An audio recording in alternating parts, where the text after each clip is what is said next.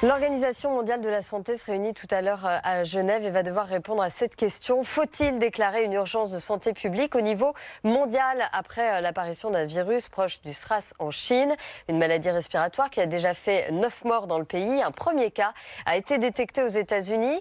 La France, elle, est prête, a dit hier la ministre de la Santé Agnès Buzyn, mais pour l'instant, aucune mesure particulière dans les aéroports comme Roissy n'ont été prises, comme on pu le constater pour RMC, Margot Bédé et Caroline Philippe. À la sortie de l'avion, Zoé et Elise n'ont reçu aucune consigne. Les deux étudiantes viennent pourtant de quitter Wuhan, la ville où le virus est apparu dans le centre de la Chine. On a les informations du consulat français en Chine qui nous a dit que si on rentrait, ce qu'il fallait faire si jamais on avait des symptômes ici. D'autres voyageurs sont plus inquiets. Au départ, en Chine, des équipes médicales s'installaient dans l'aéroport.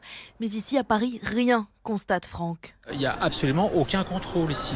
Je pense qu'il serait quand même opportun que le centre médical de Roissy réfléchisse au fait de planter une caméra infrarouge pour regarder s'il n'y a pas des gens qui ont une température anormale. Les autorités sanitaires françaises sont conscientes qu'il faut renforcer l'information des voyageurs, explique le professeur Jérôme Salomon, directeur général de la santé. Nous allons faire de l'information à bord des vols internationaux. Nous allons renforcer l'affichage dans les aéroports internationaux, mais aussi passer par des messages oraux, par des messages sur des écrans, peut-être par de l'information distribuée aussi sur papier, parce que vous savez qu'après un vol international long, vous n'êtes pas forcément très attentif. Pour l'instant, l'Organisation mondiale de la santé ne recommande pas de contrôler systématiquement la température des voyageurs en provenance de Chine.